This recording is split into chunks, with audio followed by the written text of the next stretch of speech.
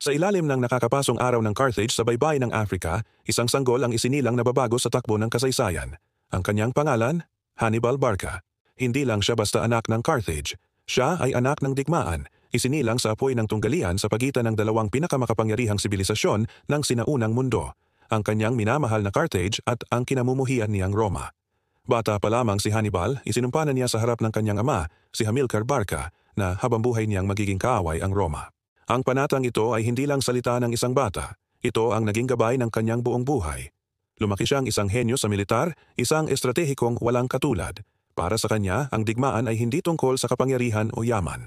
Ito ay tungkol sa dangal. Dangal para sa kanyang bayan na matagal nang inaapi ng lumalawak na Republika ng Roma. Ang kanyang pinakatanyag na kampanya ay isang gawa na tila imposible. Mula Espanya, pinamunuan ni Hannibal ang kanyang hukbo, libu-libong sundalo, mga kabalyero, at ang kanyang maalamat na mga elepante ng digmaan sa isang mapanganib na paglalakbay.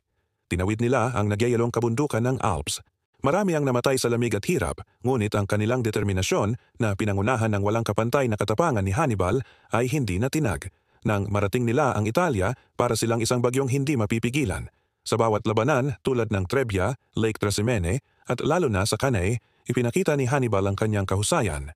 Pinulbos niya ang mas malalaking hukbo ng Roma gamit ang kanyang matatalinong taktika. Sa bawat sigaw ng kanyang pangalan, nanginginig ang buong Roma.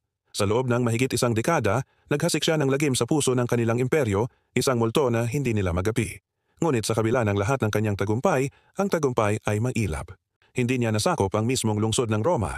At sa huli, ang digmaan ay bumalik sa kanyang sariling bayan. Sa labanan sa Zama, sa wakas ay natalo si Hannibal. Ngunit kahit sa pagkatalo, hindi nawala ang kanyang dangal.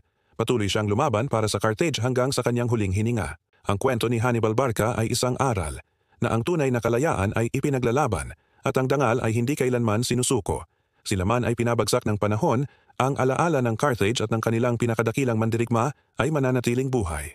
Isang epikong paalala na ang tagumpay ay pansamantala, ngunit ang dangal ay walang hanggan. Maraming salamat sa panonood. Kung nagustuhan ninyo ang paglalakbay na ito sa kasaysayan, huwag kalimutang mag-like, mag-share at mag-subscribe para sa marami pang kwento.